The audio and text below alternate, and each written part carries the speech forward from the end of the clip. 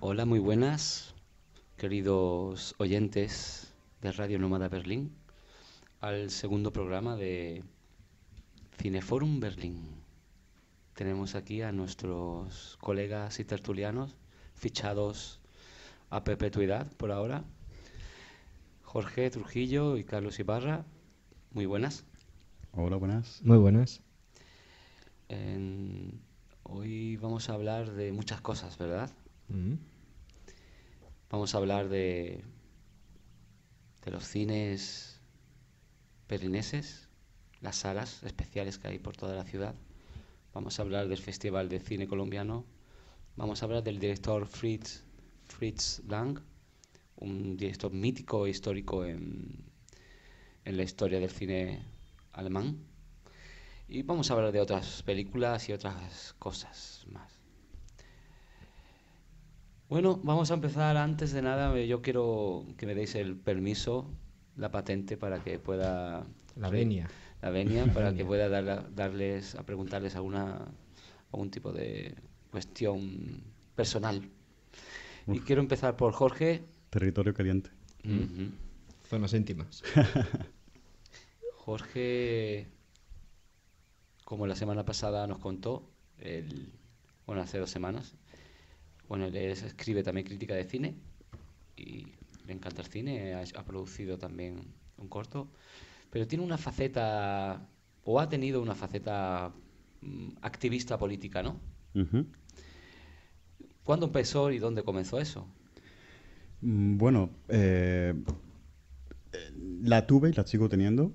Yo creo que para vincularlo con el cine no hay nada más político que una película. Yo creo que es una expresión política muy amplia, desde el cine que presume de no ser político, es el más político, y luego el que pretende ser político, o el que intenta mostrar realidades, ya también es político.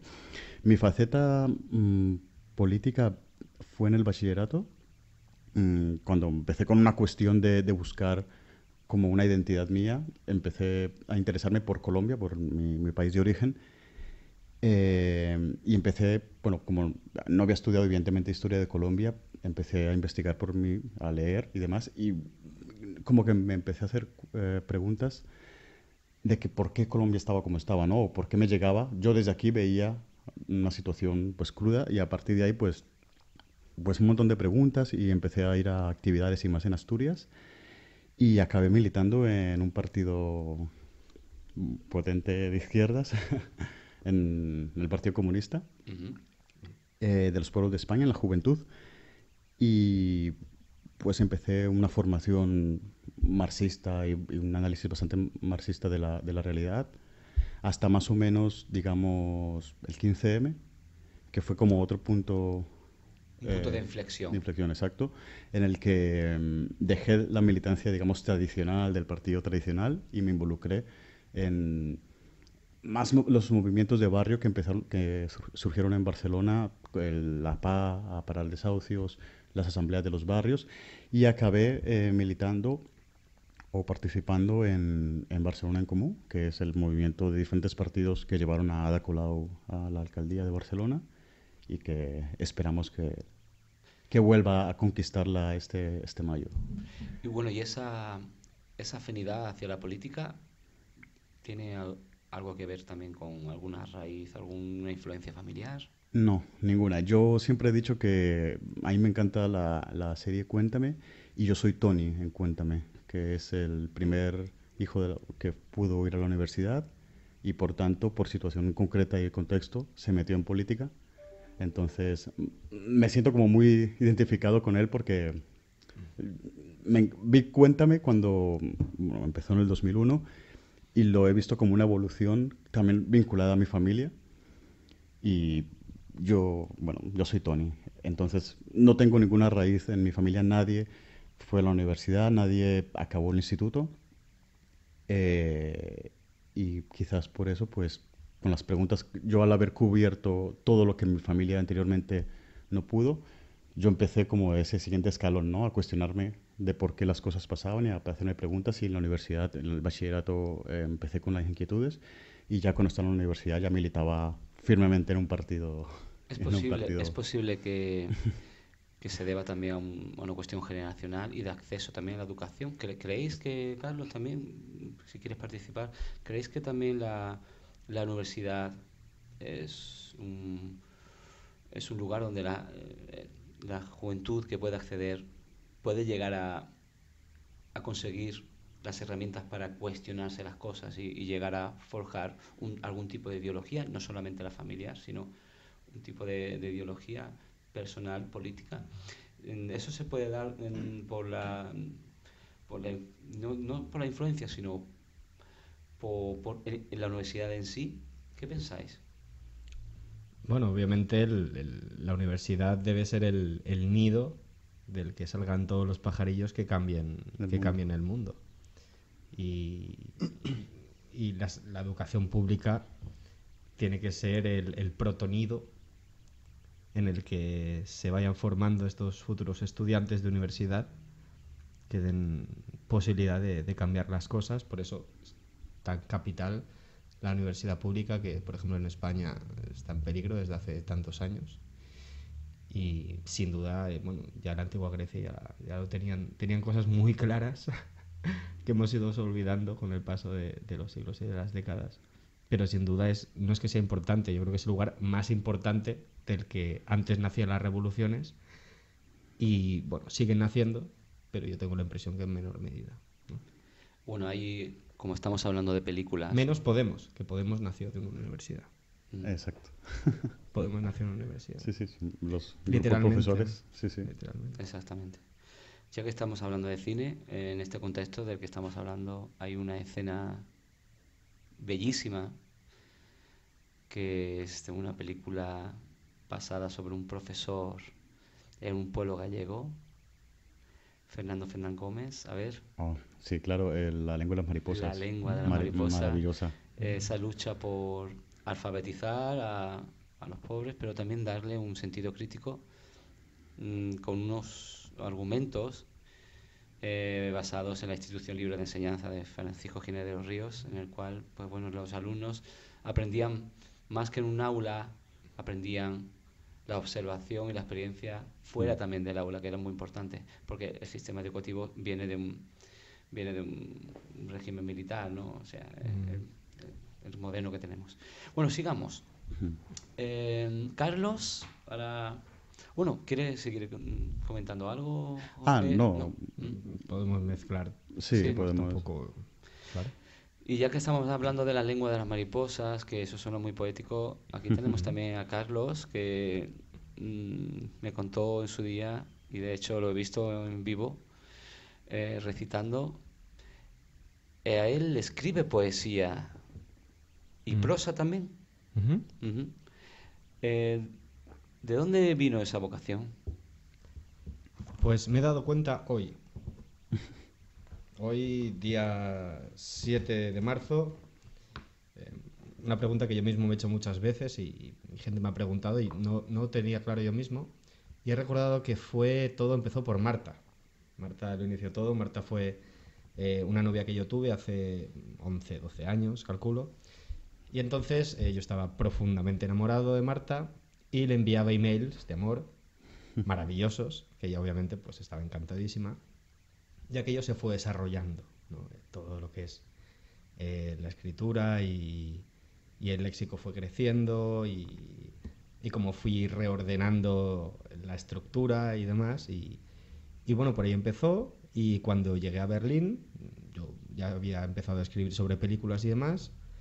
Y bueno, en Berlín empecé hace 5 años un cambio personal espectacular, ¿no? De alguna manera convirtiéndome en la persona que yo siempre quise ser, ¿no? En ello estoy. Y un resurgir, ¿no? de estos poemas, ¿no? Y estos escritos tan bonitos que yo le escribí a Marta, y de una manera totalmente natural fue creciendo hasta el punto de que ya no es para mí, sino que es para los demás, ¿no? Yo regalo poesía, es algo que hago en los cumpleaños, por ejemplo, de gente a la que quiero, y lo que hago es que cuando es su cumpleaños yo no voy a comprarle nada. Yo lo que hago es le escribo un poema personalizado, siempre el título es el nombre de esa persona, y luego lo plastifico con buena letra y demás, y en un momento de intimidad en el cumpleaños, pues se lo entrego. Carlos, el 29 de agosto. Mentira. Estaba quedando demasiado solemne. Hacía falta un poco de humor, sin duda. Chesco, tú, ya pasó. Ya pasó. Ya pasó. No, ¿mi cumple? Claro. No, todavía no ha pasado. ¿Cuándo es? Bueno, No, déjalo en este año misterio. es un año especial para mí. Bueno, si no fuera un Berlín, lo vamos a dejar. Paso una nueva década, entonces quiero hacer como algo especial. Aquí en Berlín y en España, si es posible. Pero bueno, ya lo dejaré ahí porque... bueno, no creo que la Perdona, por gente interrumpirte. No. Pero es que quería... Por favor, adelante. Quiero mi poema. Por favor, claro. Y yo te lo pediré también encarecidamente cuando llegue mi turno. Pero mi Ay, pregunta pobre, es... qué compromiso.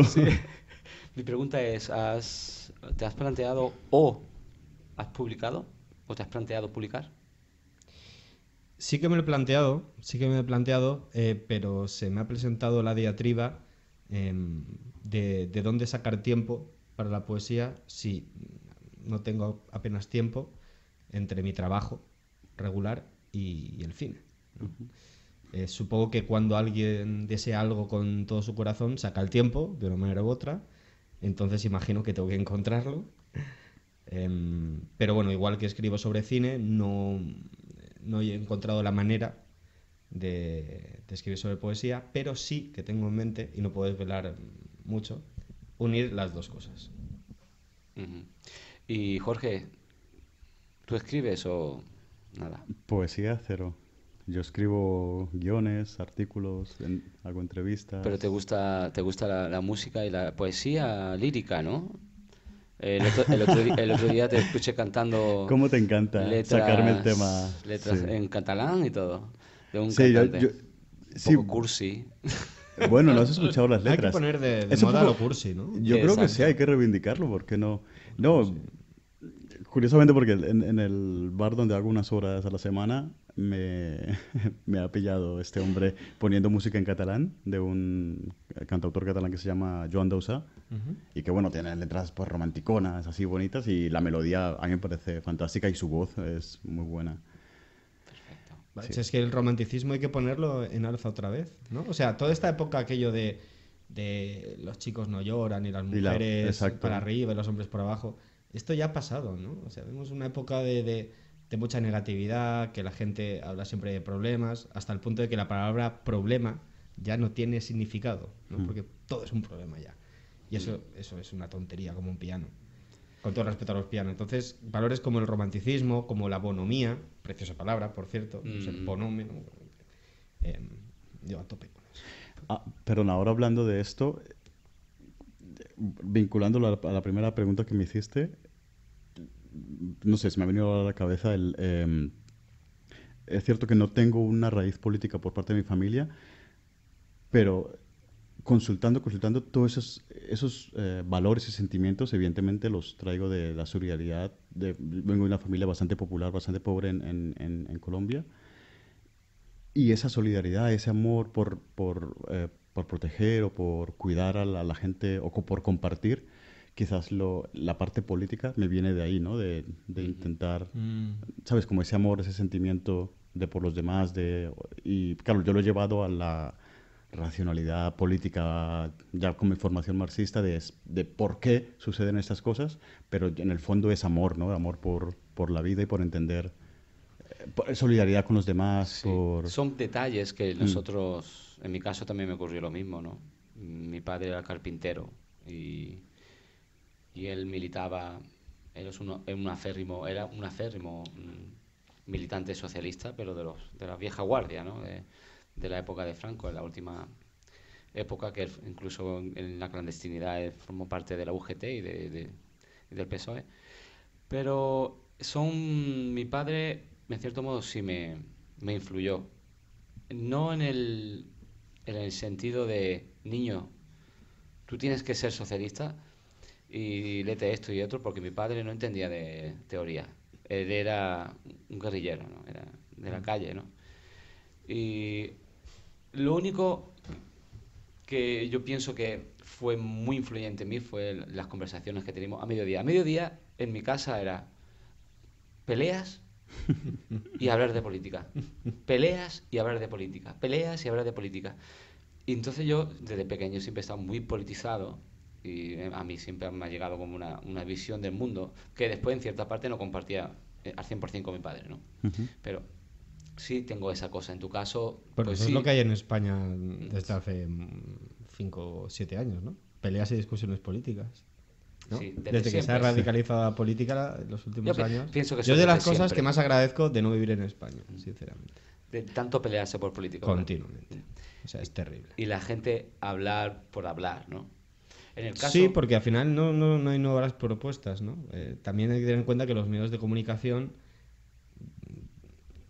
no voy a decir la mayoría, pero los más grandes, son tan terribles como los comentarios que dice la gente. Porque al final la gente suelta los comentarios, pues bueno, no vamos a nombrar ningún medio, tampoco nos queremos hacer enemigos, pero todos lo sabemos cuáles son.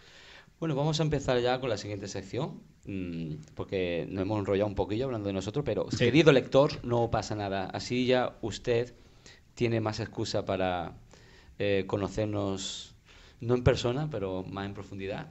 Y si tiene alguna sugerencia, algún comentario que quiera decirnos, siempre es usted libre de escribirnos a Radio Nómada Berlín, desde el punto de vista positivo y negativo. Da igual, nosotros aceptamos todo, ¿verdad? Todo. Todo. Igualmente, Por favor. de las historias concretas de cada uno hemos acabado hablando de cosas generales, de explicaciones, y eso está muy bien. Bueno, es que el mundo se explica a partir de una piedrecita que te encuentras. Exacto. Y eso es lo realmente fascinante Y de la el, vida. y el cine es eso, con una historia concreta de un personaje puedes explicar contextos concretos. Y el Exacto. mundo entero. Y el Exacto. mundo entero. Bueno, vamos a hablar de un autor, un director requete, ultra, hiper, súper conocido, al menos en Alemania, y en Estados Unidos creo que también, porque se tuvo que largar de aquí por el tema del nazismo. Fritz Lang. A ver, ¿quién ha visto una película de Fritz Lang? Bueno, todos hemos visto, creo, Sí. o al menos los que estamos aquí, Sí. que yo no conozco mucho su cinematografía, pero he visto, evidentemente, porque he estudiado cine. Es curioso porque yo había visto una película de él, pero no sabía que era Era el de él. director. Porque normalmente el que no es un experto en el cine o empieza a descubrir el cine, hasta que no empieza a descubrir el cine, las personas conocen nada más que las películas, no conocen a los directores. Pero es muy interesante esto, porque a raíz de esta película, yo conocí al director, Metrópolis, ¿no? Es una de sus...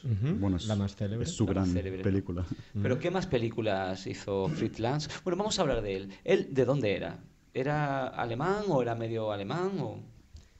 Bueno, Fritz Lang era austriaco, nació en Viena en 1890 y se fue a Alemania con 19 años. Ajá. ¿no? Se fue a Alemania a estudiar Bellas Artes y se dedicó al cine por estos azares maravillosos del futuro, que fue que se enroló en el ejército austrohúngaro en la Primera Guerra Mundial y lo hirieron pues como a las 2 semanas, duró poquito, y en el periodo de convalecencia empezó a escribir guiones de cine, ¿no? En sus momentos convalecientes, y de ahí empezó el mito. O sea, estamos hablando de 1914, que cuando empezó la Primera Guerra Mundial. Digamos que si se enroló entre 1914 y 1915, en esa época, por así hablarlo, el mundo del cine estaba en pañales, ¿no? Bastante más desarrollado de Sí. lo que uno se piensa, pero hay que tener en cuenta que se calcula que 9 de cada 10 películas mudas han desaparecido. 9 de cada 9 de 10. cada 10 películas mudas han desaparecido. No hay por ningún el rastro. material. Que es ¿verdad? algo increíblemente terrible porque, básicamente porque el cine antes no estaba considerado un arte, como lo consideramos ahora. Ni hay los medios, ¿no? Estos digitales, ni de almacenamiento que habían por entonces. Y antes pues se guardaban en cualquier sótano, en cualquier sitio. Y hay que tener en cuenta que hubieron 2 guerras mundiales por en medio. Y bueno, quedó todo. Y cada 30, 40 años Interesantísimo. se redescubre, por ejemplo, de Ernst Lubitsch, hace poco, en la Piazza di Verona, creo que es, encontraron Rosita, que fue la primera o segunda película de Ernst Lubitsch, y se creía perdida. Y por ejemplo, Metrópolis, que lo has nombrado, que es la gran obra de Fritz Lang, y junto a 2001, una odisea en el espacio de Kubrick, considerada Otra obra maestra. la mejor película La de mejor ciencia ficción. Ciencia ficción, sí. El guión lo escribió su mujer, que estas son cosas también, obviamente, que hay que decirlas. Bueno, ya coincidiendo que mañana es la huelga feminista. Coincidiendo o sea, que mañana es el Día de la ¿El Mujer. Día de la Mujer Trabajadora? La segunda esposa de Fritz Lang se llamaba Thea von Harbaugh, y Thea von Harbaugh escribió todos los guiones de las películas de Fritz Lang junto a su marido, menos una que escribió en solitario, que fue Metrópolis, que la escribió ella solita. Increíble. Y fue la que él Increíble. alzó ¿no? a los anales de la historia, solo que este dato, pues a no ser que uno buce por internet, pues no lo encuentra. Exacto. Lo cual es bastante triste, pero bueno, para eso estamos nosotros, para reivindicar Exactamente. El papel de la mujer. el papel ¿no? de la mujer. Y en el mundo del absolutamente cine, la historia del cine. fundamental, porque las grandes obras de Fritz Lang fueron en Alemania, especialmente antes de exiliarse, y básicamente el papel principal era el de ella, ¿no? Increíble. Como guionista. Por cierto, déjame hacer un paréntesis. Ujú. Hablando de esto, si hay alguna chica oyente que le interese participar, porque necesitamos una voz femenina. Exactamente. Sí. No, porque estamos aquí tres hombres hablando de ello, pero posiblemente... Me parece genial y de aquí lanzamos, ¿no? la Sí. consigna. Por favor, si alguien nos escucha, Llamamiento. necesitamos participación femenina en esta tertulia. Urgente. Nos gustaría Nos tener gustaría, nos una encantaría. visión Sí. Diferente. diferente de a la, género, a la sí. nuestra que tenemos aquí. Perdona el paréntesis. Por favor, me parece los muy paréntesis añaden placer a la vida. Exactamente. ¿Qué más? Hablando de Fritz Lang, entonces Metrópolis lo lanzó a la fama. Sí, Metrópolis lo lanzó a la fama. Él anteriormente había dirigido ya pues, bastantes películas encuadradas dentro del expresionismo alemán, Ujú. que se viene a llamar. El expresionismo es un arte que surgió a principios a finales del siglo XIX, en artes plásticas, en pintura, en muchos otros movimientos artísticos, y llegó al cine a principios de 1920, y la gran obra expresionista alemana, y para mí es de las mejores películas de la historia directamente, es El gabinete del Dr. Caligari, de Robert Wiene, La he visto.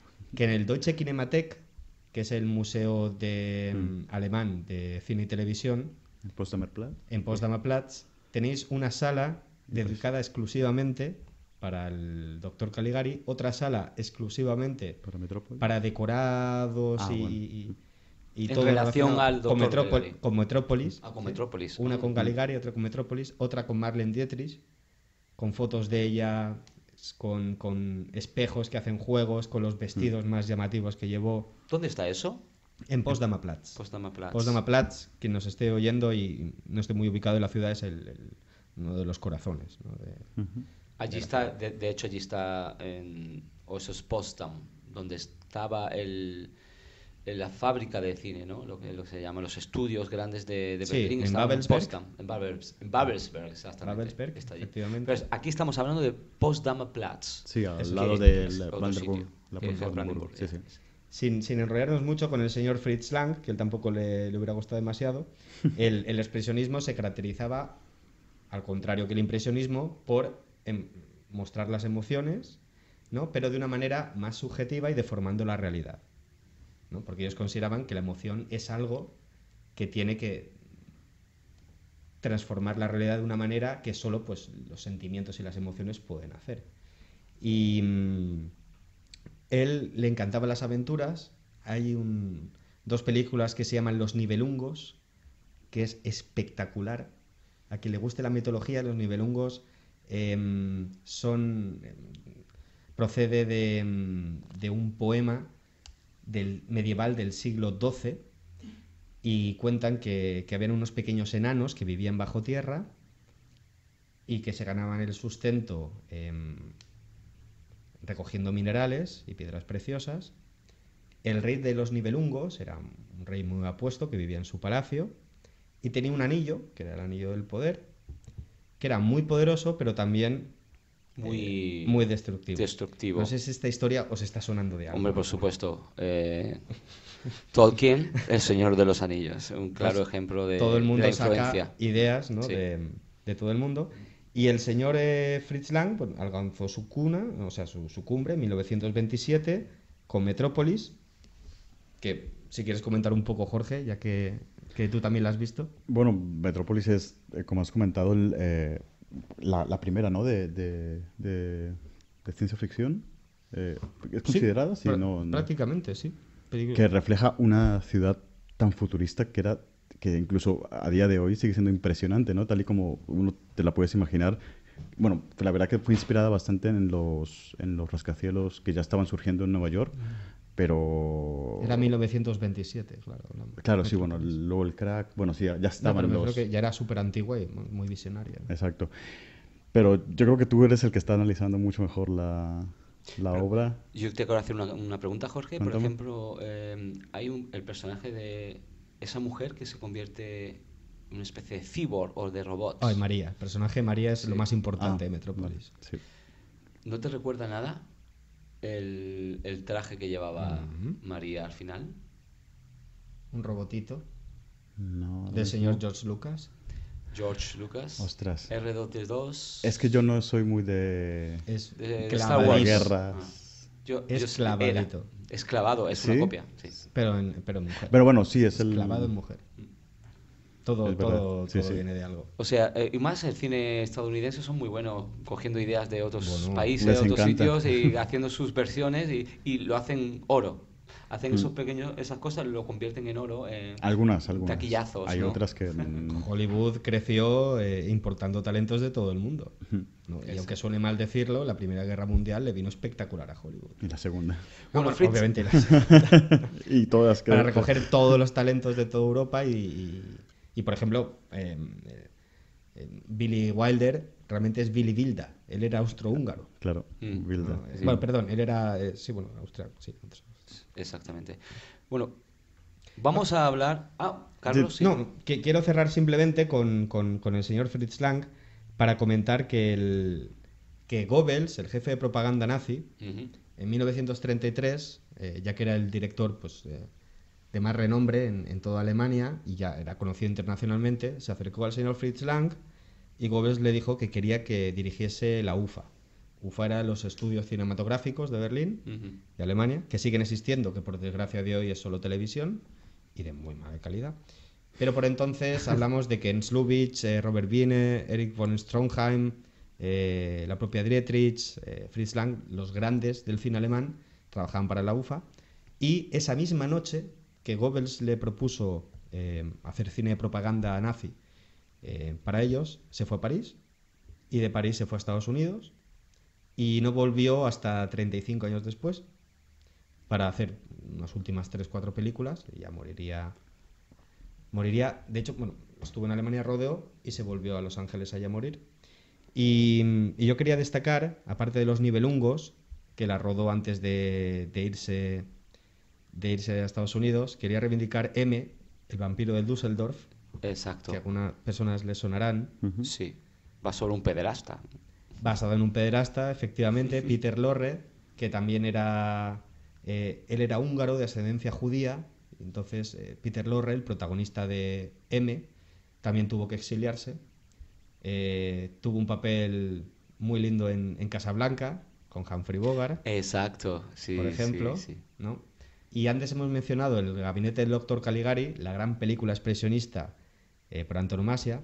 El protagonista, que es César, que es este sonámbulo, que es un asesino, es Konrad Veidt, que es un alemán que también se exilió, obviamente, porque él era de ascendencia también, creo que era judía, creo que también austrohúngara.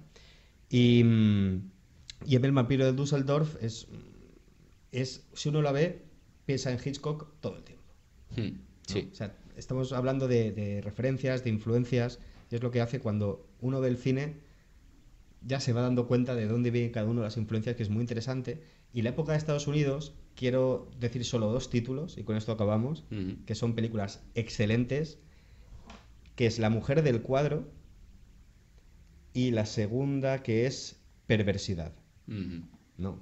Que están protagonizadas por Joan Bennett y Edward G. Robinson en 2 años sucesivos, 2 películas muy parecidas, pero espectaculares. Espectacular. Espectacular. ¿Y Fritz Lang se tuvo que marchar de Alemania también por su ascendencia judía o simplemente porque no confraternizaba con... Su madre era judía, entonces ahí estaba perdido.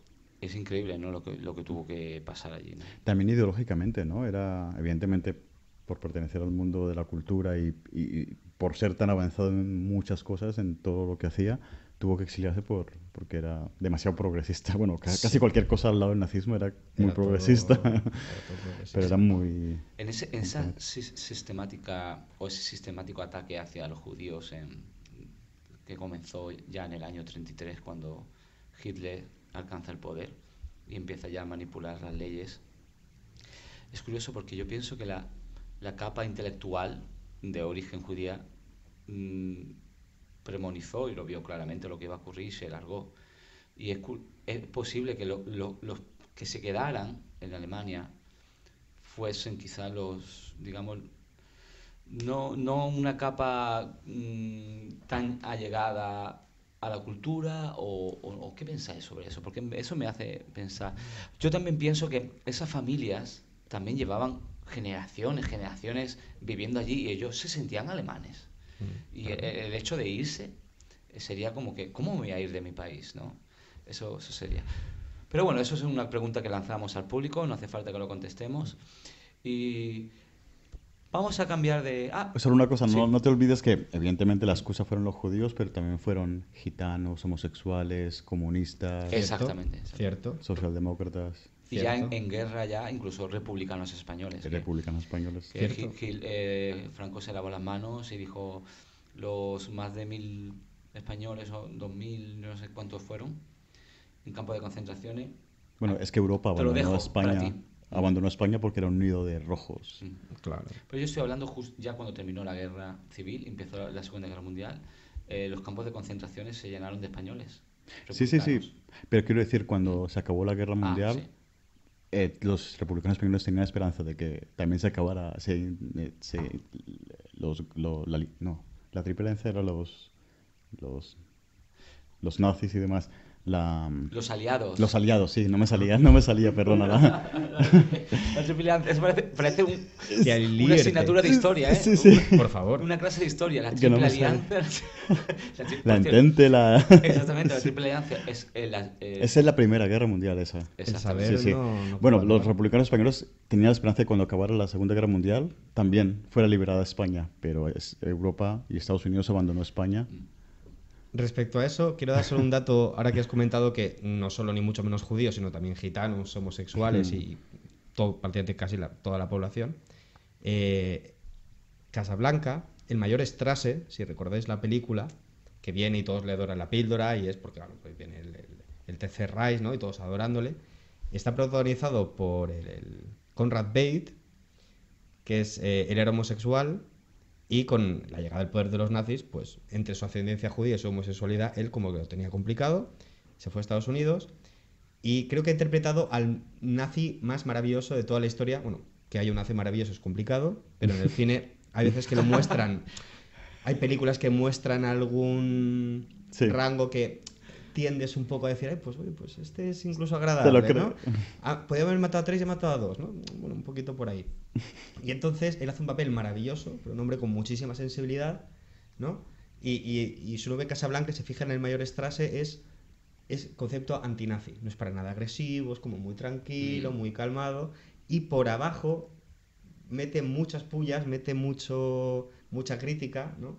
Y no puede haber nada más maravilloso, ¿no? que un judío homosexual en Estados Unidos haga de nazi riéndose de los propios nazis, ¿no? Sí, Lo que hace exactamente. es cerrar el círculo. Eso es lo maravilloso del cine, que se puede hacer prestidigitación, se puede hacer magia, se puede hacer todo lo que uno pueda imaginar libremente, de una manera libre, sin ataduras, sin nada. Bueno, vamos a pasar a la siguiente sección, que estoy muy interesado y va a empezar Jorge. Bajo tu punto de vista, bajo tu experiencia, me gustaría que nos hablases de las salas de cine berlineses que tú hayas estado y que te hayan gustado. Porque llevo solo 6 meses en Berlín y... Bueno, pero algunos ya habrás pisado. Sí, evidentemente viví 4 meses cerca de Babylon. Para mí era y seguirá siendo la gran sala que de momento conozco. Luego, evidentemente, cuando se estrenó mi cortometraje, conocí diferentes salas, pues que ahora mismo me matas con los nombres porque sí, hoy voy poco a poco con el alemán. Luego está Coliseum, que está en Schönhauser Allee. Fui a una en octubre a ver una película alemana subtitulada en inglés, que era por Freddy Shine, solo que no recuerdo ahora el nombre, y pasé un frío porque era al aire libre, que yo pensé, y era octubre, que bueno, que no ha sido un invierno ni un otoño muy frío, pero yo acababa de llegar de Barcelona y eso me mató. Pasé un frío, pero la película me encantó. Aquí era 303, que es austriaco, el director, ahora mismo no me sale el nombre, que es el director de Los Educadores, que para mí es un peliculón, no sé si la conocéis, pero lo busco ahora súper rápido. Y por ejemplo, las salas de cine que tú has visitado aquí y has frecuentado en Berlín, Ajá. comparándolas con las salas de cine españolas, por ejemplo, comerciales, bueno, en cierto modo en España hay pocas salas alternativas, al menos Claro, yo vivía en Barcelona y la periferia, ahí tengo Barcelona, sí. mucha... Comparándolo, ¿qué diferencias ves? ¿Qué cosas buenas, malas? Hacen una valoración crítica. No sé si tengo la suficiente conocimiento ni perspectiva ni distancia para hacerlo aún, pero claro, el llegar y conocer ya el Babylon, ir al aire libre en Friedrichshain, que ahora no recuerdo, ya te buscaré El Volkspark Friedrichshain. Es posiblemente. un cine al aire libre, Sí. pero muchos que hay. Eh, claro, no sabría decirte porque conozco muy bien las de Barcelona y estoy empezando a conocer las de aquí. Yo creo que, por ejemplo, el Babylon me parece, por lo que significa a nivel histórico y por la programación que he podido ver, me parece impresionante, brutal por toda la cantidad de programación que hace, ¿no? Desde cine histórico hasta diferentes ciclos de cine de diferentes países.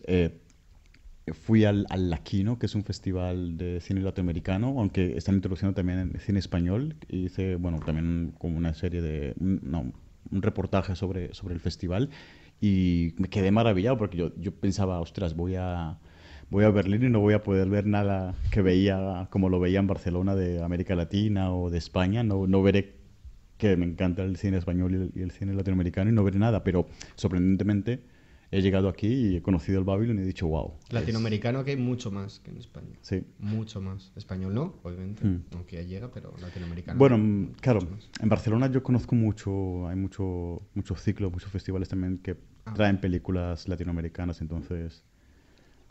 ¿En Barcelona se puede entrar con una bebida, una cerveza a la sala? Ah, vale, no. Claro, aquí no lo he hecho porque como estoy acostumbrado a que no, pero yo me guardo también mis cositas en el bolso y aunque Es tanto, el producto de la tanto allí como aquí. de la Cuando dices prohibición. cositas, ¿estás hablando de la ley bebida seca. o Sí, de- pero yo tengo unas porque yo no bebo ni como nada mientras veo una película en cine. Para mí es un poco de mala educación. Aquí, si nos estés escuchando, si vais a un centro comercial grande en Berlín, a un multiplex, no va a pasar nada, pero si vais a un cine de barrio, no se os ocurra comer. Porque los alemanes, al primer masticar de una palomita, pues ya te están mirando. Me parece normal, es muy incómodo. Sí. Y no lo digo como crítica porque yo soy el primer muy tiquismiquis que al mínimo ruido estoy mirando. Yo en chocolate, algo así que no suene, podría, pero el resto... También depende de la película, porque si es una película de acción y demás, que Claro, la verdad el que nunca volumen, voy a ver... Los decibelios están a tope, ¿no? Y no vas a escuchar las Pero los cines de barrio palomitas. no echan películas de Exacto. ese tipo, entonces. Claro, en el Babylon no suelen echar No, ese tipo de películas. Y gracias a Dios. cualquier sonido, claro, cualquier sonido te distrae es de sensible. la película. Pero también, ¿qué otras cosas habéis visto, Carlos? Porque para mí me causa auténtica fascinación que haya salas de cine que mantengan La que sale La libre fis- me encantó. la fisionomía, el aspecto de un cine de los años 80 o 90 y todavía lo mantengan como si fuera un museo y tú puedas sentarte allí, ¿no? Bueno, háblanos también, Carlos, un poco tú de tu experiencia con los cines de Berlín. Bueno, son museos, realmente son reliquias. Berlín tiene a día de hoy 91 cines, 91 cines, increíble. 91 cines, y de salas tiene 266. Wow. Es decir, estamos hablando que es poco, ¿no? Porque estamos acostumbrados a multisalas, cines que tienen 8 y 9, entonces 91 cines, 266 es poquito.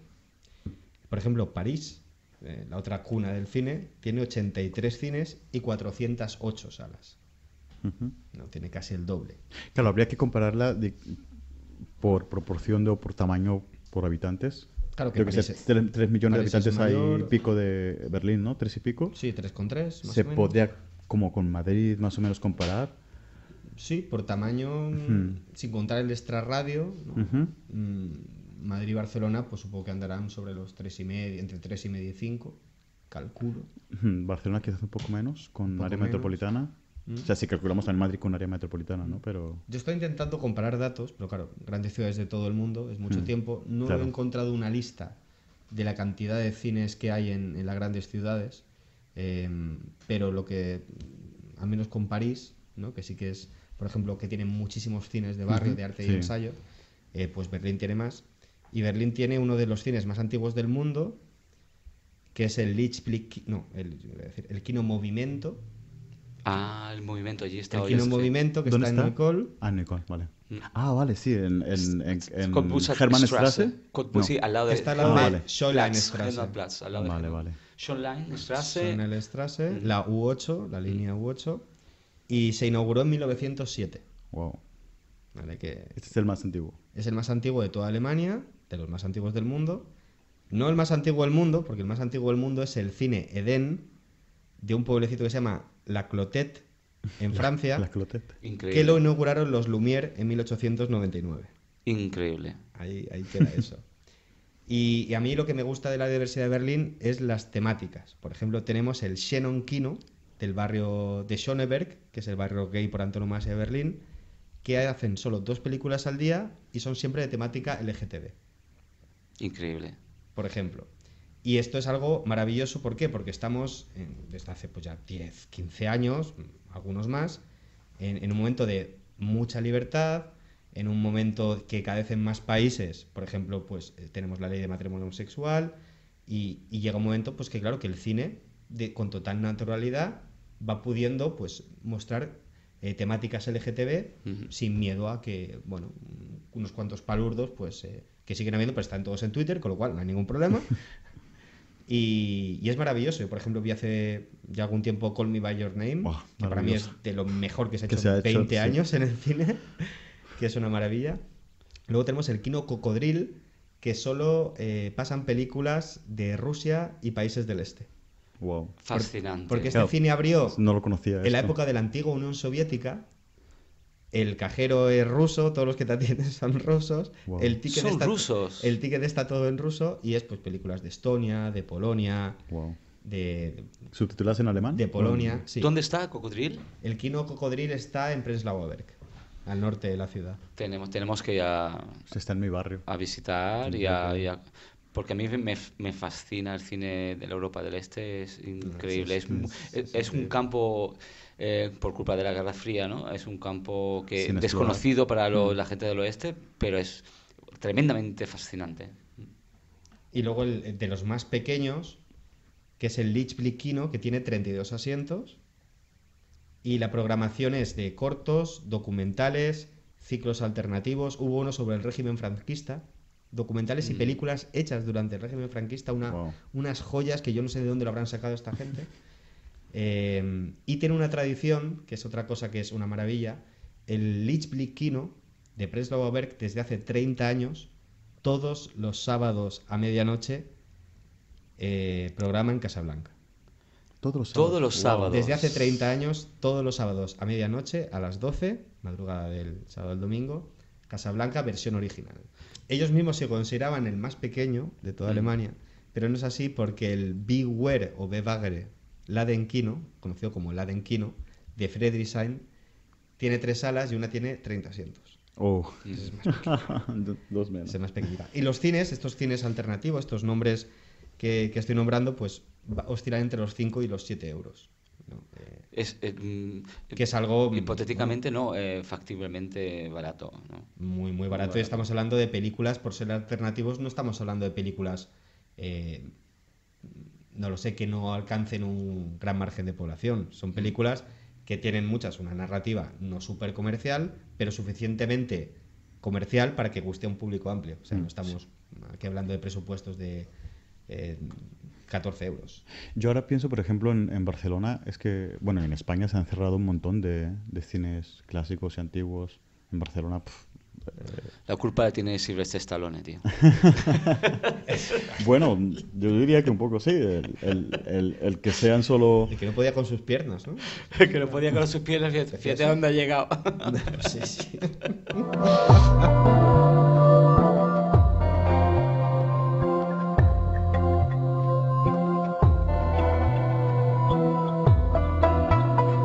País del Sagrado Corazón, a nadie se le puede dar la absolución. Cuando el billete es emperador, ya no hay decencia que valga, no hay honor. La horrible ley de la selva de cemento, supervivencia para el más violento. Honor y escrúpulos son un invento de un pasado lejano, polvoriento. Todos estamos untados, todos quedamos involucrados, todos andamos armados, queremos harto billete de contado.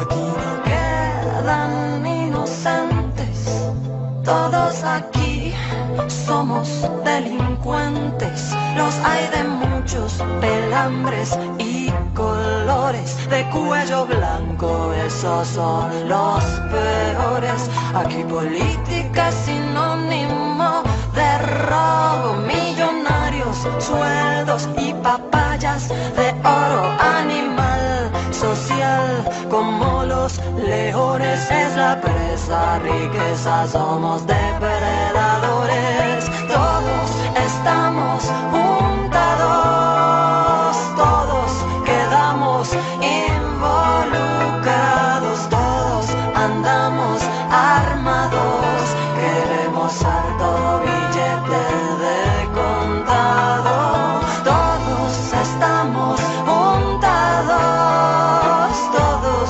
quedamos involucrados, todos andamos armados, queremos harto billete de contado. Todos estamos juntados, todos quedamos involucrados, todos andamos armados, queremos harto billete de contado.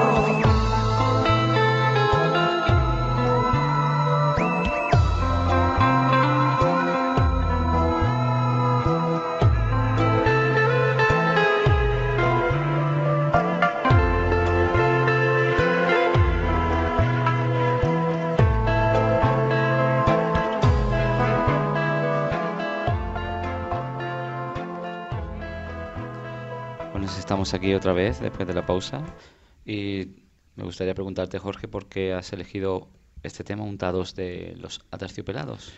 Bueno, lo he elegido porque el martes que viene cerramos el ciclo de cine de Colombia en el Café Madame, en el Cineforum, y es la banda sonora de la última película que pondremos, que es Perder es cuestión del método, de Sergio Cabrera, que es otro maestro del cine colombiano. Y la canción, tanto la canción como la película son brutales. Habla del problema, bueno, digo que el problema que hay en Colombia, pero que también es el problema del mundo, que es la codicia, el capitalismo, el consumismo. Y concretamente con la película ya veremos que será el problema de la tierra, ¿no? El problema de la tierra y de cómo tenerla, pero desde el punto de vista de la ciudad, ¿no? Cómo dominar la tierra, pero quienes lo hacen desde la ciudad.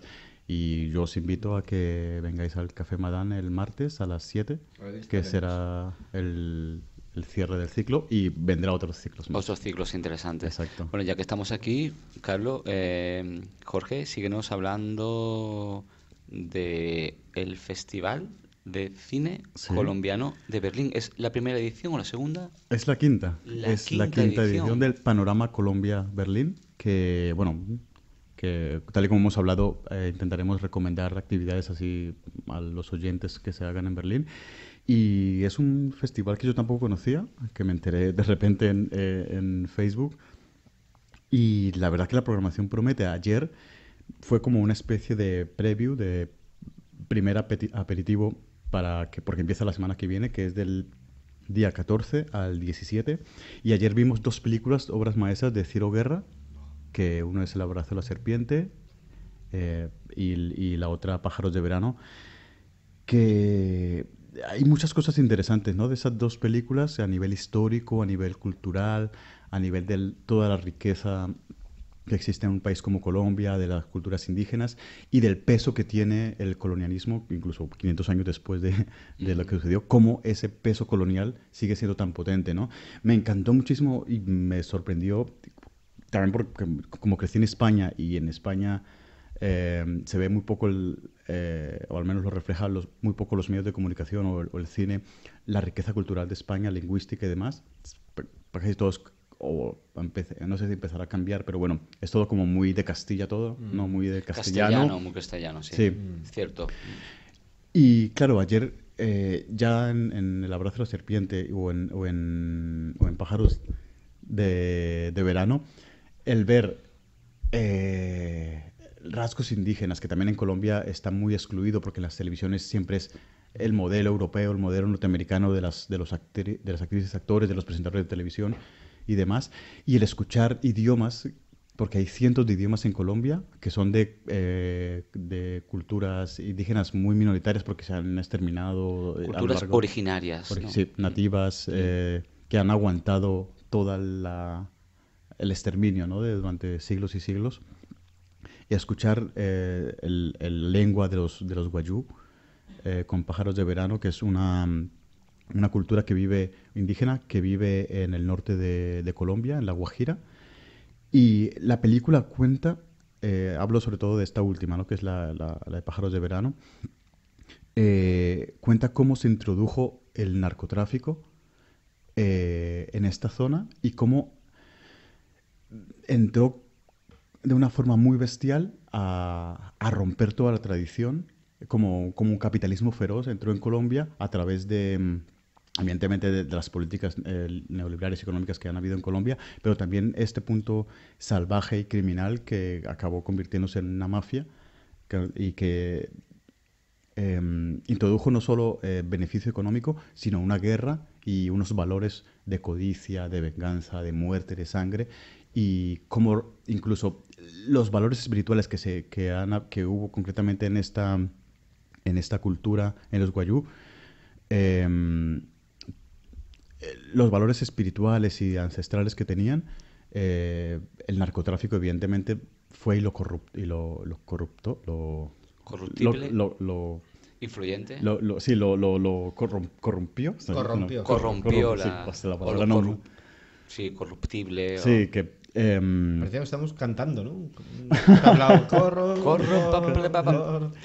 Y es ya te digo, una película que yo creo que hay que ver, es una obra maestra. No entró a los Oscar como sí lo hizo El abrazo de la serpiente, pero el que haya llegado hasta allí de una película colombiana quiere decir mucho de que se está haciendo muy buenas cosas en Colombia y quiere decir de la calidad y de que se está intentando también mostrar, digamos, el narcotráfico, no solo desde el punto de vista televisivo o muy de serial, como ya conocemos las series de narcos o películas sobre Pablo Escobar, que es una cara bastante cercana o muy real de lo que pasa o de lo que significó la mafia o significa la mafia en Colombia, pero también cómo es el origen de esta propia mafia y cómo desde el punto de vista de culturas muy nativas, ¿no?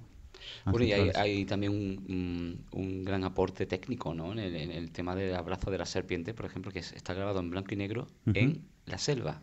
En la selva.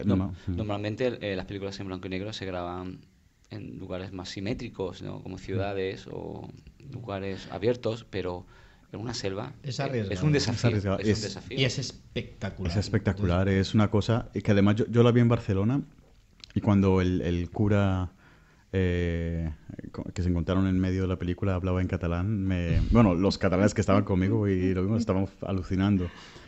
Me parece que incluso el propio Ciro Guerra está contando esa historia que no se ha contado, ¿no? De ese colonialismo que aún no se ha contado y no se ha reflejado en el cine. Y es muy importante, ¿no? Y yo ayer quedé alucinado de la película. No sé, yo creo que hay que ir a verla y es impresionante. Bueno, y Jorge, ¿cuánto dura Sí, y a ese partir festival? de esto, y con lo que hemos hablado de la riqueza que está viendo en el cine, van a ver, se llama Panorama Colombia de Berlín, que se hará en el Babylon, del 14 al 17. Y bueno, hay diferentes películas que son muy interesantes. Sal, Matar a Jesús. Estarán documentales y pequeños documentales y cortometrajes del mayor festival de cortometrajes de Bogotá, el Bogo Shorts, que se mostrarán los ganadores de allí. Tendrán, yo no pertenezco a la organización, pero bueno. Como si lo hicieras. Sí, exacto. Eres el portavoz. No, bueno, ellos... Bueno, uno de ellos. No pertenezco a la No, pero digo organización. aquí. Ah, vale. Hombre, Bueno, entre porque... Chesco, tú y yo, tú eres el portavoz. Porque traigo la propuesta, ¿no? Por favor. Para invitarlos también Adelante. al ciclo, o al ciclo, al panorama. Y estará el director Jorge Navas, se verá su filmografía y se comentará con él también. El público comentará y podrá hacerle preguntas. Habrá un documental muy interesante sobre el tema de la negociación de paz, que se llama La Negociación. Y, Con las FARC. Sí. Qué bueno. Y sí, yo creo que si entráis tanto en el Facebook Panorama Colombia Berlín o en la página web, podréis ver un interesante programa que yo recomiendo, porque si ya con el aperitivo de ayer quedé alucinado, no quiero imaginarme cómo será el resto de programación. Bueno. Se inaugurará con Somos Calentura, que es del mismo director que vendrá a hablar con el público. Y sí, lo podéis ver y yo creo que promete. Yo creo que Qué bueno. que promete. Pondremos los datos más específicos en la descripción del podcast, ¿no? Qué bueno. Bueno, y Carlos, háblanos de la última película que tú hayas visto aquí en Berlín, que te haya gustado y lo hayas disfrutado, y háblanos un poco de algo novedoso, algo nuevo, que la gente pueda ir ahora al cine. Bueno, después de la Berlinale, que acabó el día 17 de febrero, que ya ha pasado tiempo, yo sigo de resaca de la Berlinale, porque después vinieron los Oscars y no da tiempo a todo. Entonces, no he ido al cine desde hace como 2 semanas, tendré que estar enfermo y con un ataque de fiebre, he sobrevivido. Entonces, lo que voy a recomendar es un corto que vi en la Berlinale, que Berlín, de las 400 películas que se proyectan, ha elegido este corto español que nos represente en el Festival de Cine Europeo, que se celebra cada año en un sitio, este año en Berlín, en noviembre, y recoge las 20 películas elegidas de los 20 mejores festivales de Europa.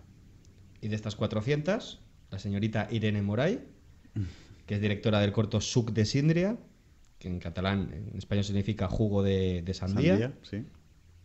Y son 20 minutos de una mujer que, por algo que no nos explican, tiene problemas para llegar al orgasmo, ¿vale? Esta mujer no lo consigue.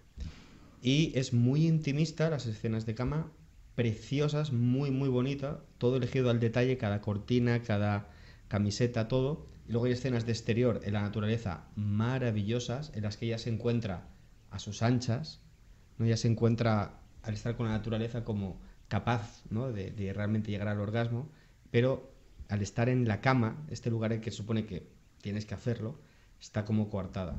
Y luego tiene conversaciones con sus amigos muy interesantes, ¿no? Sobre la situación de la mujer en la sociedad, sobre el tema de violaciones, sobre el tema de mujeres que están muriendo en España.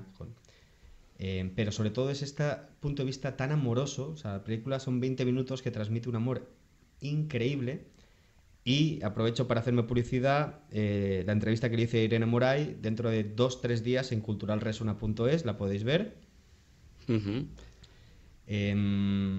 Y ella dijo, yo cuando le pregunté, ya para cerrar con Suc de Síndria, le pregunté, ¿de dónde nació esta película? Dice, del amor. El rodaje era todo el mundo con amor y todos nos queríamos y todo era una maravilla. Por cierto, del 7 al 14 de marzo, en el Festival de Valladolid se puede ver Suc de Síndria, y del 15 al 24, también de marzo, en el Festival de Cine de Málaga. Si Wow. no sois de Valladolid o de Málaga, tenéis que ir a verla. Festivalones. Festivalones. Y De mi tierra, Málaga. Bueno, pues aquí todos salimos ganando. La que está en cines, en toda Europa, está en España, está en Berlín, es Shoplifters. Esta era otra que quería hablar. Y Shoplifters es una película japonesa que ganó en Cannes, el considerado el festival más importante, la Palma de Oro, a mejor película. Y Shoplifters, que se tradujo como un asunto de familia, ya sabemos las traducciones cómo funcionan, porque Shoplifters se supone que significa los que hacen hurtos en tiendas, ¿no? Lift de levantar, shop de tienda. Short lifter.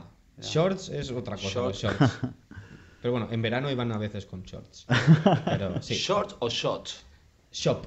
Shop. Shop de tienda. tienda. Ah, shoplifter. Claro, como lift, como hacen O como la ardilla. Tenemos Ah, Ship y Shop. Chip y ¿no? chop. También. Y Shoplifters va de una familia muy particular en la que no solo los más pequeños se dedican a hacer hurtos para sobrevivir, porque son muy pobres, sino que a medida que avanza la película, y esto tampoco es un gran spoiler, porque uno se da cuenta, algo intuye al principio, allí no son precisamente familiares. De alguna manera, esta familia, que son bastantes en esa casa, son de miembros que de una manera u otra han ido acabando ahí. Y el último que llega es una niña, que esto es las primeras escenas de la película, que dos de las personas que viven en la casa, que son pareja, ven pues como está sola y los padres discuten y la maltratan y la niña pues es que le pegan. Entonces pues la cogen, se la llevan a su casa, ven en las noticias como la policía pues la está buscando y dicen, la devolvemos. No, no podemos. Y la madre está llorando y dice, sí, pero le pegan. Entonces ya uno ya entra en esta, bueno, una diáspora ya en una duda moral de si está bien o si no, y el tema económico, porque son pobres, entonces tiene una parte de drama muy buena, una parte de comedia maravillosa, son 2 horas de cine puro, por eso ganó un Cannes a la Palma de Oro, estuvo en los Oscars nominada a Mejor Película de habla no extranjera, y está pues en Berlín en 3 o 4 cines, y en España pues alrededor de, no sé, muchísimos más. Así que Shoplifters, un asunto de familia, grandísima película. Shoplifter, ya. Déjame también cerrar con el tema del cine colombiano y otra recomendación más. Si lo quieres poner luego en el post, he escrito un artículo sobre la película de ayer que quizás es un poco más tranquilo y en lugar de tanto enrollarme aquí, y si lo puedes poner para que también la gente Por supuesto, lo vamos a poner. lo pueda leer y quizás eso le invite o una vez puesta haber visto la película pueda compartir o no mi opinión sobre ella misma, porque analizo bastantes cosas interesantes. Y luego, súper rápido, como mañana es el Día de la Mujer Trabajadora, está también el ciclo de feminismo de Berlín, el ciclo de cine feminista, y se va a proyectar la película española Carmen y Lola. Carmen y Lola, que no la he visto, pero promete, peliculón, que ganó Goya Todo. al Goya. Nobel, a dirección Nobel y revelación, ¿no? Pues actriz. Puede ser. Ha pasado por todos los festivales, lleva un año dando vueltas por todos los lados. La pondrán... Son dos gitanas que Dos- se sí, enamoran. lesbianas. Imagínate cómo será. La pondrán en es el increíble. ciclo, en el Festival Feminista de Berlín. Ya tengo entrada. Y yo también, ¿Vas a venir? el sábado. Muy bien.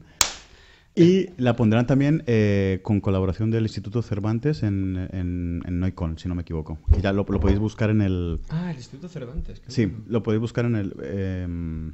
sí, en la página del Instituto Cervantes, que lo pondrán el miércoles, si no me equivoco. Nosotros lo pondremos también en la descripción del podcast. Genial. ¿Vale?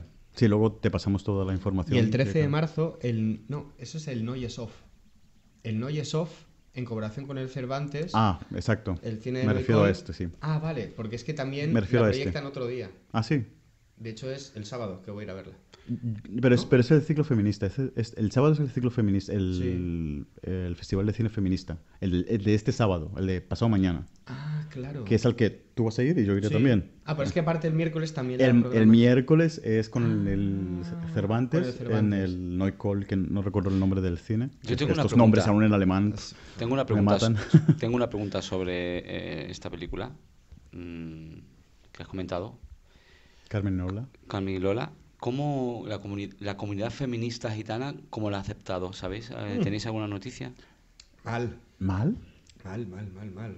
Sí. Arantxa Echeverría recibió una cantidad de palos terrible. ¿Sí? Cuéntanos Eh, un poco sobre eso. No, en general, bueno, yo la sigo en Twitter de hace tiempo, sé lo que uno puede ver en Twitter, pero una parte muy importante la criticó porque dijo que no se había informado lo suficiente de la comunidad lesbiana, ni que eran tan cerrados, y ella dijo que había hecho una labor de investigación brutal, hablando con asociaciones y tal, pero que por desgracia se encontró muchas puertas cerradas, ¿no? Eso lo estoy diciendo yo. Arantxa Echeverría lo dijo de una manera más delicada. Ujú. Yo la escuché en el Séptimo Vicio, en Radio Nacional, Radio 3. Radio 3.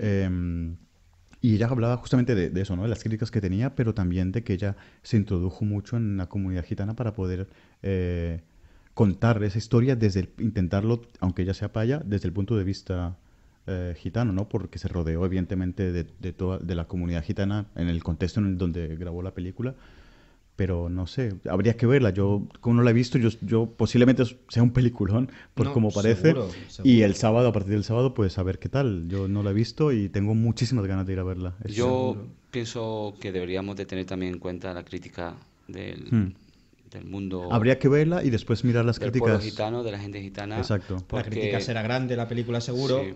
cosa que parte de la comunidad gitana pues no le hará gracia, me imagino. A lo mejor hay aspectos que nosotros... Porque claro, tú ten en cuenta que la que ha hecho la película es una paya o una mujer blanca, No gitana. no gitana, lesbiana, pero quizás haya obviado o haya interpretado de diferente manera muchos aspectos de la cultura intrínseca gitana dentro de la sexualidad.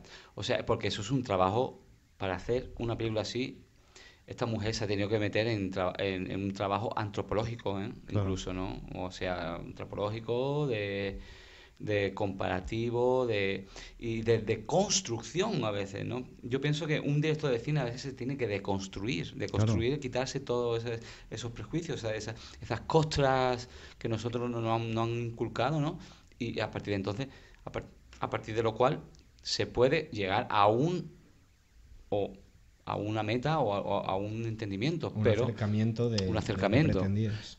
Pues el próximo programa podemos hablar, ya que iremos Sí, a verla, mira, podemos hablar de sí, esa por película. favor, por favor, me encantaría. Tenemos que hablar de eso. Y Sí, ver qué porque críticas ha lleva- tenido y demás. Seremos de las últimas personas Que la hablaremos de ello, pero... en verla, porque ya en España lleva y sigue dando vueltas, es increíble, la siguen reprogramando y reprogramando en cines porque hay una petición increíble. Claro, eso ocurrirá lo mismo o va a ocurrir lo mismo con la película esta sobre las personas con capacidades especiales, ¿no? La de Los campeones. De campeones, Qué ¿no? ganas tengo de verla también. Ocurrirá lo mismo. ¿No la Es has muy visto? floja, me han ¿Eh? dicho que es ¿No muy la has floja. visto? No he podido verla. A mí me pareció maravillosa. Sí. Lo que Aquí pasa en es que Berlín nos... no he llegado a... Sí, ¿Está con en el filming? Cervantes, con el Ah, Cervantes sí. también, Ah, sí. me perdí. Sí. Pero está llena de clichés, me has dicho, ¿no? Me han dicho Pero que yo está creo llena de que... clichés. Bueno, no- yo la he visto, medio la he visto. yo la he visto, a mí me gustó mucho. No sé si es la mejor película para que lo hubiera ganado como mejor película en los Goya, pero es una película, como hablamos la otra vez de Marcela, y Muy necesaria. Muy necesaria. Ese es el tema. Estoy a tope con eso. A veces el cine saca películas que al principio, nada más que salir, provoca o quizás la decepción, la indiferencia o el rechazo, ¿no? Pero es con el tiempo cuando realmente se puede valorar si esa película ha servido para algo. Y en cierto modo, a lo mejor la película esta de Carmen y Lola, ¿no? Es posible que valga también para visibilizar ese grupo de homosexuales, lesbianas, dentro de una cultura que no es la palla, la blanca, ¿no? Ujú. No, y como hablamos en el último capítulo, en el primer podcast que hicimos sobre la de Isabel Couchet, ¿no? Que hubo ciertos desacuerdos y no es una gran película, pero era muy, No estoy muy muy de acuerdo, necesaria. muy necesaria, sin duda. Ocurre en España eso mucho, ¿no? Que cuando hay un tema en boga o algo como un movimiento o algo muy fuerte, empiezan a salir películas sobre ese tema como rosquillas. ¿Tenéis la sensación esa o no? Eso es mucha casualidad, ¿eh? Muchas veces. Sí, porque normalmente cuando tú empiezas a trabajar en un proyecto son con vistas de 3, 4 años y tú no lo comunicas a nadie, excepto a tu equipo o a las ayudas que vas a tener y demás. Y casualmente coinciden. Pero Igual yo creo no que es es porque... casualidad, es porque está en el ambiente, ¿no? Exacto, me refiero a eso, porque esa discusión está en el ambiente y al final pues a tal cineasta se le ocurre esto y a tal otro y acaban... Por ejemplo, una anécdota súper rápida es cuando Amenábar hizo, que se le criticó mucho cuando hizo Los Otros, que meses antes salió la la de que estaban todos muertos. Que están el sexto sentido. Sí.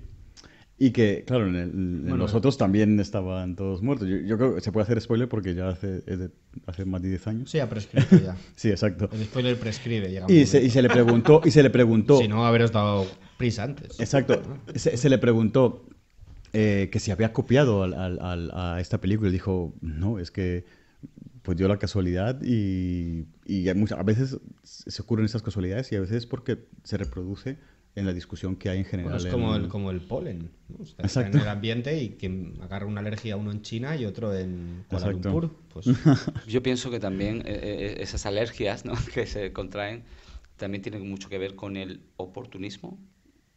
sí. Sí. Puede ser o no Sí. puede ser. Pero tiene su lado positivo, que es que visibiliza, aunque Claro. sea desde la pretensión del quedar bien, de cuota de mujeres, de cuota de raza negra, de cuota de... ¿no? Entonces, aunque sea con intención de quedar bien y mostrar qué moderno soy, estás visibilizando. Pero Eso- depende del trato que le des también, porque, claro, yo creo que en España nunca se ha hecho ni se hablaba antes de los desahucios y ocurrían antes del 15M los desahucios y hubo una película posterior cuando hubo todo el tema de los desahucios que no es una película brutal, pero es muy necesaria, que es, Cerca de tu casa, creo que es. Es que ahora mismo improvisando así con los nombres no me salen, pero bueno, se pueden hablar, incluso podemos sacar un tema de esos oportunismos entre comillas, Pero que yo solo- creo que son muy interesantes, no Sí. es oportunismo, depende cómo la trates la película. Cierto. Pero solamente ha habido una película sobre desahucios, ¿verdad? Yo tengo en mente dos, una que es dos. un musical y la otra que es Pan y Comida, que es Ajá. con Natalia Molina, impresionante. Es súper dura. Y la musical, que es con la chica esta de Lleida, que canta... es que con los nombres soy un poco... Si no lo tengo apuntado... No sé, la Rosalía está... Google it. No, eso es de Barcelona. Estoy perdido en eso. Que canta flamenco. Bueno, también Rosalía, flamenco. Pero... Yo me sacas del niño del Che y ya no. El niño de Elche tiene muy mucho grande. arte, ¿eh? Es un máquina, tío. Es un grande, De aquí sí. te saludamos, niño. Además, el niño de Elche, Además que yo soy del Che, Sí. no lo digo solo por eso. el niño de Elche tiene... Cerca de tu casa, sí. Es... o sea, ¿Vive cerca de mi casa el niño ¿Sí? del Che? ¿Vive? No, ¿A la, cuántas? la película. Cerca de tu casa y... ¿A cuántas cuadras? Como dicen allí en Latinoamérica. ¿Cuántas cuadras? ¿Cuántas manzanas? ¿Cuántos? ¿Cuántas cuadras? Dicen en Perú, dicen cuántas cuadras. En muchos países, ¿no? De las Sí. cuadras. Cerca de tu casa, que es de Eduard Cortés, perdonad que ya que lo he encontrado, que es un musical, no es una gran película, pero refleja, después cuando se hizo tan mediático el tema de los desahucios, Que nos ha tocado prácticamente... y yo conozco cine no Cerca ha de tu tocado casa eso. y Pan y Comida. Yo no había escuchado Desahucio, nunca. ¿desde cuándo el cine ha tocado? Casa y pan y casa, pan y comida, no me acuerdo. O sea, un tema tan importante me parece... Y yo no creo que sea Increíble, ¿no? oportunismo, yo creo que, bueno, pues eso se empieza a hablar del tema y Pero fue, Y sale- fue a los Goyas. ¿o no? las dos, claro, fueron a los Goya. Sí. No, pero no este año, ya Sí, estoy hablando de hace año- 3, 4 años. exactamente, sí. Ujú. Bueno, Qué interesante. Pues bueno, vamos a seguir hablando ya para terminar el programa. Que se nos va de las manos. Quiero con lo cual- que os sinceréis con vosotros mismos Wow. y que me digáis para vosotros qué importancia tiene el cine, pero Uf. ya a nivel Eso da para 3 horas más. personal. Hmm. Contadme una anécdota que os haya cambiado la vida con el cine. Solamente una anécdota. No tienes que pensar en ni un contexto, ni en una historia, ni en una película, una situación, una vivencia que habéis tenido con el cine que os ha cambiado. Carlos. Vi una película de 8 horas de duración hace 3 años de Lap Díaz, es un director filipino. Tiene otra película de 13 horas, o sea que se puede superar. Y es maravillosa. Es de la selva de Filipinas, en blanco y negro. El título en inglés es muy largo, muy complicado. La traducción al español sería algo así como Canción de cuna para un futuro tenebroso. Y en la pausa, porque 8 horas del tirón es un poco complicado, en la pausa de la película, tras 4 horas, conocí a 2 chicos de España que estaban recién aterrizados. Y me acerqué a ellos porque la conversación que estaban teniendo me pareció muy interesante. Detalles técnicos de la película, de la cámara, y ahí surgió una amistad que 3 años después continúa. Cada Berlinale vamos juntos. Han vivido en Berlín, ahora por desgracia están fuera, pero vienen a veces de visita. Y a través de esa película, por el hecho de ir a ver esa película, luego surgió la casualidad, el azar de que yo me acercara a ellos en la pausa. Conocía entre 30 y 40 personas, ¿no?, de amistades de ellos. Ellos, a su vez, muchos otros amigos míos. Y esto es una cosa lleva a la otra. Conoces una persona que te enseña un sitio que, o sea, casi te cambia la vida, ¿no? Ellos son músicos, además. Tocan todo tipo de instrumentos, he ido a conciertos de ellos, me he empezado a interesar muchísimo por la música clásica. Y bueno, tan sencillo como eso. Y fui solo al cine, ¿no? Leí hace poco en Twitter a alguien que reivindicaba que no le miraran raro por ir al cine, ¿no?, solo. Y yo reivindico ir al cine solo, ¿no? Y si ves a alguien hablando, pues te puedes acercar y te puede cambiar la vida. Me parece genial tu experiencia. Jorge. Yo tengo una película que me marcó mucho. Para mí es un peliculón que es Los Educadores, que la comenté, que es alemana. Se rodó aquí en Berlín y el director es Hans Weingartner, que lo protagoniza Daniel Brühl, perdonad mi alemán, que es catalán alemán. Y claro, esta película la vi cuando estaba en plena momento de militancia súper comprometida, y esta película reflejaba estas contradicciones de esta gente tan idealista como yo me consideraba y me sigo considerando, pero como la realidad a veces te enfrenta a tus propias contradicciones ideológicas, pero que pase lo que pase, si mantienes esas ideas y por un sentimiento que hay más profundo, puedes soportarlo, ¿no? Estas contradicciones. Y esa película me marcó mucho. Como antes también comentaste, es a nivel, digamos, ideológico, que puede explicar un poco y que el cine lo refleja muy bien. Y la que comentaste tú, Call Me By Your Name, que ese final, dices, wow, es que yo lo que está sintiendo ese niño en esa pantalla, esto yo lo he sentido, porque sé que es eso, y eso es el cine, que te traslada de lo concreto, de lo que tú sientes cuando toca la patata. Tú dices, ostras, es que este sentimiento yo lo vivo y el cine lo refleja. Y eso con Call Me By Your Name, pero luego con Los Educadores más a nivel ideológico, ¿no? Bueno, antes de terminar, yo también quiero contar mi anécdota. ¿Carlos? Sí. Bueno, yo tengo una experiencia totalmente diferente. Yo tenía 8 años, 7 años, cuando la primera vez que fui a un cine. En mi pueblo, Vélez Málaga, abrieron una sala con 2 cines. Se llamaba Cine Andalucía. Y recuerdo que era un domingo por la tarde. Y allí en Andalucía, bueno, yo pienso que también en muchos países y también en el resto de España, el domingo es un día de fiesta, ¿no? Que se sale con las familias, los pates llevan a sus críos por ahí a comer, después hacen cosas, actividades, ¿no? Pero siempre como de un día de ocio. Es el día en el que Dios dejó de trabajar, ¿no? y se sentó, ¿no? Pues algo parecido, ¿no? Entonces, recuerdo que éramos primos, primas, tíos, tías, mis padres, mis hermanos, yo soy el menor de 4, y íbamos todos al cine, como una manada, Wow. como una gran manada al cine. Bueno, yo me pongo en el papel que en aquel tiempo no tenía nada que ver históricamente, pero yo me sentía igual como a principios del siglo XX, esa persona que se iba por primera vez a una sala de cine a ver una película muda. Yo me sentía igual, tenía 8 o 7 años, nunca había estado en un cine. Y me recuerdo que en esas 2 salas proyectaban 2 películas. Una era una versión de Los Mosqueteros de Martes y 13. Y la otra era El una... robo de la jojoya, por favor. Bueno, el robot de la ¿No? jojoya, eso es muy moderno. Yo estoy hablando cuando Martes y 13 eran 3. Eran tres. O sea, martes 13 y el otro, ¿quién era? No, era un tío con barba, no me acuerdo. Junio, martes 13. Martes junio. 13 de junio era increíble. Y la otra sala proyectaban una película de Kung Fu. Con un nombre indescifrable, porque era imposible traducir los títulos en chino. A lo mejor te ponían karate con pie a muerte en la palmilla, ¿no? Y te ponían como frases así, pero como ponían imposible, ¿no?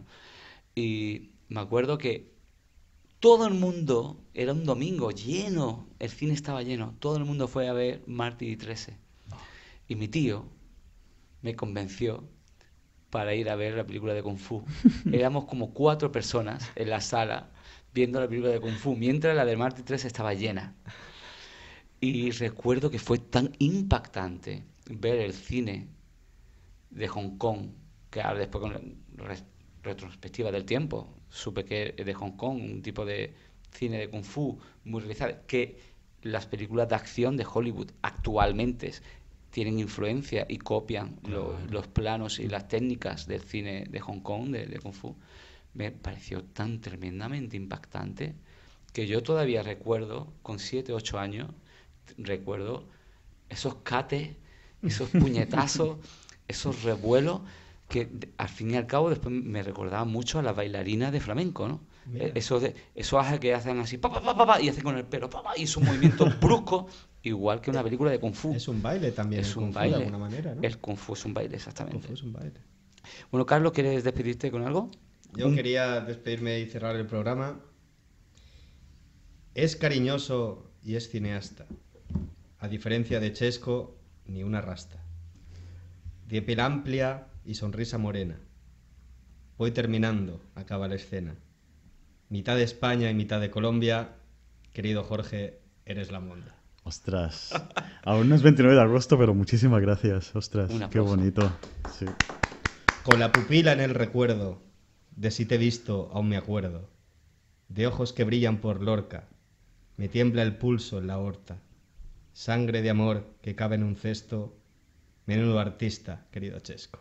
Wow. Muchas gracias, Carlos. De verdad que se me están saltando las lágrimas, pero como no lo veis, porque esto es la radio, tenéis una gran ventaja. Nosotros tenemos una gran ventaja, que podemos hablar y nadie se da cuenta de nuestro sentido anímico, Ni arácnido. ni arácnido. Yo ahora, tras ese poema, me siento como Gene Kelly cantando Bajo la lluvia, recordando la muerte de Stan Lee Donen Sí. esta semana. Sí. Y me siento así. Trágica. Muchas gracias, Carlos, y Bueno. muchas gracias, Chesco. Y Carlos, Paz y amor. Jorge, a todos, paz y amor. Vamos a terminar con un tema de Carlos Ibarra, sugerencia de él. Así que cerrad los ojos y rezad a vuestra manera.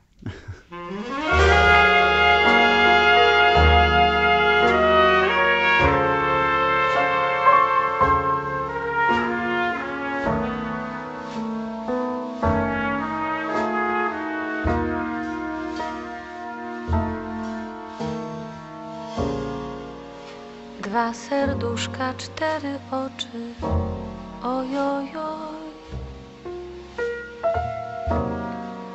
co płakały we dnie w nocy, ojojoj, czarne oczy. oczka, co płaczecie, że się spotkać nie możecie, że się spotkać nie możecie.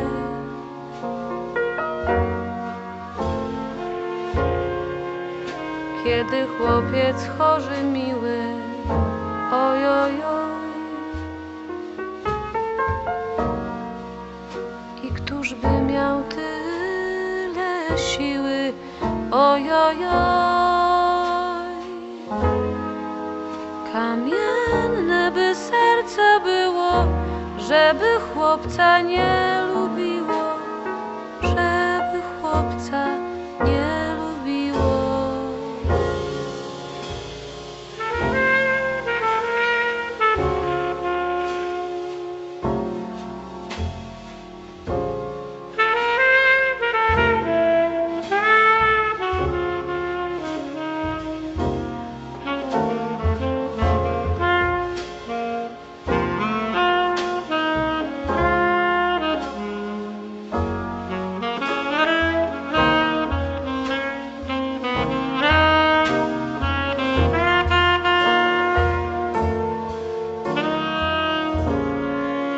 Mnie matula zakazała, oj, oj, oj, żebym chłopca nie kochała, oj, oj, oj. A ja chłopca chap za szyję będę kochać póki